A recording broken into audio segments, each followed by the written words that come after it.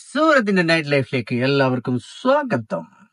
അപ്പൊ ഇത് സൂറത്ത് സിറ്റിയിലെ ഒരു എന്താ പറയുന്നത് മെയിൻ ഏരിയ ആണ്. ആ ഏരിയയിൽ നിങ്ങളിപ്പോ ഈ ഒരു മരങ്ങളും ഇതൊക്കെ കണ്ടു കഴിഞ്ഞാൽ നമ്മള് ഒരു നാടൻ ലുക്കാണുള്ളത്. പക്ഷെ ഇത് സിറ്റിയുടെ സെൻട്രൽ തന്നെയാണ്. രണ്ട് സൈഡിലും കംപ്ലീറ്റ് പോലീസ് പ്രൊട്ടക്ഷൻ ഉള്ള ഏരിയ ആണ്. അതിന് ചില കാരണങ്ങളുണ്ട്. അതായത് മെയിനായിട്ട് CP ഓഫീസെല്ലാം ഇവിടെയാണ്. അതായത് കമ്മീഷണർ ഓഫ് പോലീസ്. പിന്നെ ഇത് അവരുടെ ട്രെയിനിങ് ഗ്രൗണ്ട്. ഇതൊരു പോലീസ് സ്റ്റേഷൻ ആണ്. ഇവിടുത്തെ പോലീസ് സ്റ്റേഷൻ ഒരു പ്രത്യേകത ഉണ്ട് കേട്ടോ. മിക്കവാറും ഉള്ള പോലീസ് സ്റ്റേഷൻ എല്ലാം ഫസ്റ്റ് ഫ്ലോറിലാണ്. താഴെ അതിന്റെ ബാക്കിയുള്ള അങ്ങനെ ഡോക്യുമെന്റേഷൻ അങ്ങനെയുള്ള സംഭവങ്ങളൊക്കെയാണ്. മേളിലാണ് ആ ഒരു പോലീസ് മെയിൻ ആയിട്ടുള്ള ഓഫീസേഴ്സ് എല്ലാം ഇരിക്കുന്നത്. ഇത് അവരുടെ ഗ്രൗണ്ടാണ്. ഈ ഗ്രൗണ്ടിൽ കംപ്ലീറ്റ് ട്രെയിനിങ്ങും കാര്യങ്ങളൊക്കെ നടത്തുന്ന ആ ഒരു ഗ്രൗണ്ടാണ്. പിന്നെ സാറ്റർഡേ സൺഡേയിൽ മൊത്തം ക്രിക്കറ്റിന് വേണ്ടിയിട്ടുള്ള ഒരു ഗ്രൗണ്ടായിട്ടാണ് ഇവിടുത്തെ ലോക്കൽ പബ്ലിക് യൂസ് ചെയ്യുന്നത്. ഈ റോഡ് നമ്മൾ ചെന്ന് നേരെ കയറുന്നത് ഇവിടുത്തെ മറ്റൊരു മെയിൻ റോഡായ അല്ലെങ്കിൽ ഗോഡ് റോഡ് എന്ന് പറയുന്ന ആ റോഡിലേക്കാണ്. ഇതൊക്കെ ഓരോ ബിൽഡിങ്ങിന്റെ കൺസ്ട്രക്ഷൻ ചെയ്യാൻ വേണ്ടിയിട്ടുള്ള ഒരു പ്രിക്കോഷൻ ആയിട്ട് അവർ ചെയ്യുന്ന ആണ്. സിറ്റി ആണെങ്കിലും ഈ ഏരിയയിൽ ഏറ്റവും കൂടുതൽ വൃക്ഷങ്ങളും മറ്റുള്ള കാര്യങ്ങളൊക്കെ റോഡിൽ തന്നെ ഉണ്ട്. ഇവിടെ അങ്ങനെ പെട്ടെന്ന് നമുക്ക് ഡെവലപ്മെന്റിന് വേണ്ടിയിട്ടൊന്നും മരങ്ങൾ മുറിച്ചു കളയാൻ പറ്റില്ല. അതിന് പ്രത്യേക പെർമിഷനും കാര്യങ്ങളൊക്കെ തന്നെ വേണം. പിന്നെ സൂറത്ത് തുണികളെ പറ്റി നിങ്ങൾക്കറിയാം, ഭയങ്കര ഫേമസ് ആണ്. ഇതുപോലുള്ള തുണികളും കാര്യങ്ങളും ഒക്കെ നമുക്ക് ഇഷ്ടം പോലെ ഇവിടെ നിന്ന് വാങ്ങിക്കാൻ കിട്ടും. ഇത് പക്ഷേ എന്താ പറയുന്ന ക്വാളിറ്റി ഓക്കെ അത്രേ ഉള്ളൂ. പക്ഷെ മോസ്റ്റ്ലി ആളുകളെല്ലാം സെലക്ട് ചെയ്യുന്നത് മോളുകൾ ആണ്.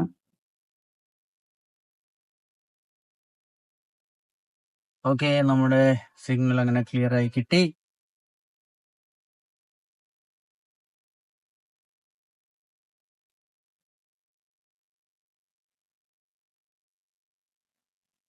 ഇതാണ് ജെഡി ബ്ലൂ. ഇതാണ് ഗോഡ്ദോർ റോഡ്. ഈ റോഡിന്റെ ഒരു പ്രത്യേകത എന്ന് പറഞ്ഞു കഴിഞ്ഞാൽ ഈ ലൈനിൽ നമുക്ക് ഒരുപാട് ബ്രാൻഡഡ് ഷോറൂമുകളൊക്കെ കിട്ടും. അതേപോലെ തന്നെ ഈ റോഡിലാണ് ഏറ്റവും കൂടുതൽ വാച്ചിന്റെ ഷോറൂംസ് ഉള്ളത്.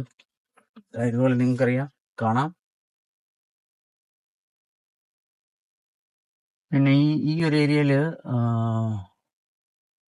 എന്താ പറയുന്നത് ഒരു പാർക്കാണ് ഈ റൈറ്റ് സൈഡിൽ നമ്മൾ കാണുന്നത്. ആൾക്കാർക്ക് അതായത് നമ്മൾ തിരിച്ചു വരുന്ന സമയത്ത് ആ സൈഡിലായിട്ട് വരും. പിന്നെ അതിന്റെ തൊട്ടപ്പുറത്തായിട്ട് കംപ്ലീറ്റ് ഇപ്പോൾ ബ്ലാങ്ക് ആയിട്ട് കിടക്കുന്ന സ്ഥലങ്ങളാണ്. അവിടെ പ്രൊജക്റ്റുകളൊന്നും ഇല്ല.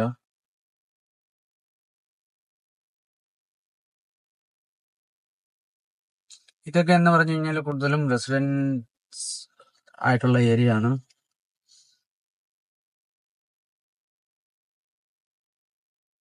ഈ റെസിഡൻഷ്യൽ ഏരിയയിൽ അതായത് രണ്ട് മെയിൻ റോഡുകളെ തമ്മിൽ കണക്ട് ചെയ്യുന്ന ഒരു റോഡാണിത്.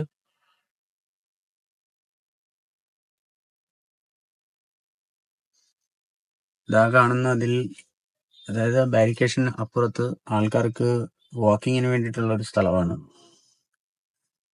കാണാമെന്ന് തോന്നുന്നു. രണ്ട് അമ്മാവന്മാരിന്ന് കാര്യങ്ങൾ പറയാണ്. പണ്ടത്തെ കാര്യങ്ങളായിരിക്കാം. കൂട്ടുകാരല്ലേ, അപ്പോൾ കാര്യങ്ങൾ ഒരുപാട് കാണും. അങ്ങനെ നമുക്കിരുന്ന് ടൈം പാസ് ചെയ്യാൻ വേണ്ടിയിട്ടൊക്കെ ആയിട്ടുള്ള ഒരു സ്ഥലമായിട്ടാണ് അത് ആ ഒരു ഏരിയ.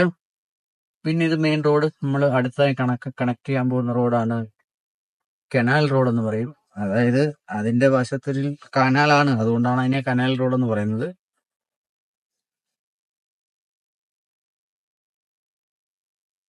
ഈ ഭാഗത്ത്, അതായത് ഈ സിഗ്നലിന്റെ ആ ഭാഗത്ത് നിൽക്കുന്നതാണ് വേസു കനാൽ റോഡ്. ഇതൊക്കെ ഫുഡിന്റെ ആണ് കേട്ടോ. അത് നമ്മുടെ റെസ്റ്റോറന്റുകളാണ്. ഇവിടുത്തെ ഏറ്റവും വലിയ ബിസിനസ് ആണ് റെസ്റ്റോറന്റ് ബിസിനസ്.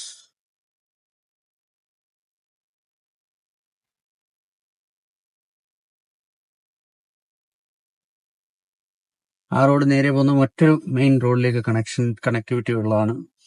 അതായത് ഇവിടുത്തെ ഇലക്ട്രിക് ബസ്സുകളാണ് ലോക്കൽ ട്രാൻസ്പോർട്ട്. ഇവിടെ നമുക്ക് കാണാം കംപ്ലീറ്റ് മരങ്ങളാണ്. ഈ മരങ്ങൾ ഇങ്ങനെയൊക്കെ ഉണ്ടെങ്കിലും മഴ സമയത്തൊന്നും ഈ റോഡൊന്നും വലിയ കുഴപ്പമില്ല കേട്ടോ. റോഡൊക്കെ നല്ല ക്ലിയർ ആയിട്ടുള്ള റോഡുകൾ തന്നെയാണ്. മഴ സമയത്ത് ജനറലി റോഡുകൾ മോശമാകാറുണ്ട്, ഇല്ലെന്നല്ല.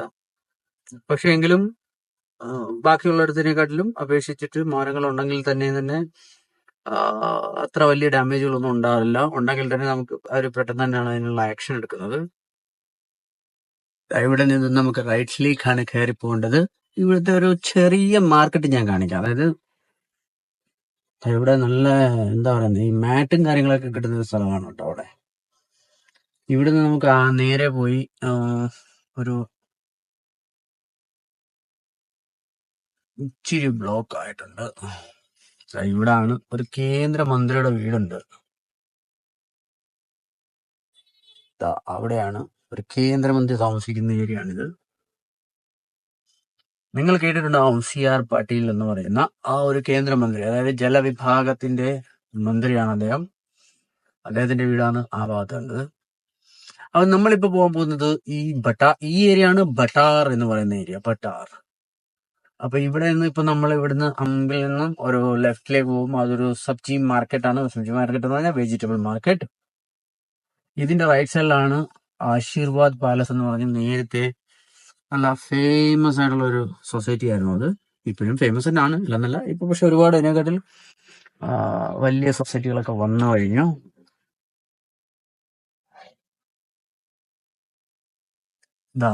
ഇവിടെ ഒരു സബ്ജി മാർക്കറ്റാണ്. നമ്മുടെ നാട്ടിൽ കാണുന്ന പോലെ തന്നെ ഇതൊക്കെ വാങ്ങിക്കാവുന്ന. മറ്റേ ഇവിടെയൊക്കെ ഒത്തിരി ഉണ്ടായിരുന്നതാണ്. ഇപ്പോൾ എന്താണെന്നറിയില്ല, ചിലപ്പോൾ ഇന്നും മാർക്കറ്റുകളൊക്കെ കുറവായിരിക്കാം. ഇത് റോഡിന്റെ രണ്ട് സൈഡിലും കൂടുതൽ ഇവിടെ ഫ്രൂട്ട് മാർക്കറ്റ് എന്ന് വേണമെങ്കിൽ നമുക്ക് പറയാം. പക്ഷേ സൂറത്തിലെ ഏറ്റവും വലിയൊരു മാർക്കറ്റ് ഉണ്ട്, അത് നമ്മുടെ റെയിൽവേ സ്റ്റേഷൻ അടുത്താണ്. ആ മാർക്കറ്റിന് ഒരു പ്രത്യേകത എന്ന് പറഞ്ഞു കഴിഞ്ഞാൽ ആ മാർക്കറ്റിൽ നിന്നാണ് എല്ലാ മാർക്കറ്റുകളിലേക്കും ഫ്രൂട്ട്സുകൾ പോകുന്നത്. അവിടെ നമ്മൾ ചെന്നിട്ട് 1 കിലോ 2 കിലോ എന്നൊന്നും പറഞ്ഞാൽ അവിടെ ആരും നോക്കുക പോലുമില്ല.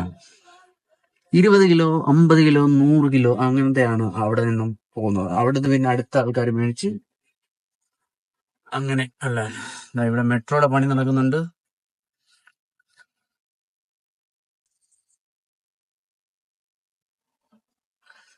അതുകൊണ്ട് റോഡൊക്കെ അത്ര ശരിയല്ല, വളരെ മോശമായി കിടക്കുന്നു. പക്ഷെ എന്നിരുന്നാലും നമുക്ക് ഇൻ ഫ്യൂച്ചറിലായാലും നമുക്ക് ഒരു 2 വരി പാത നമുക്ക് ഇവിടെ കിട്ടുന്നുണ്ട്. പിന്നെ മെയിനായിട്ട് ഈ ഒരു സെന്ററിൽ അവർ പാർക്കിങ്ങിനായിട്ടാണ് കൂടുതൽ ഉപയോഗിക്കുന്നത്. അപ്പോൾ നിങ്ങൾക്ക് ബട്ടാറിലേക്കുള്ള ഈ ഒരു ട്രിപ്പ് ഇഷ്ടപ്പെട്ടു എന്ന് വിചാരിക്കുന്നു. അപ്പോൾ കാണാൻ പറ്റുന്നുണ്ടോ? അപ്പോൾ വീണ്ടും അടുത്ത വീഡിയോയിൽ കാണുന്നവരേക്കും ബൈ.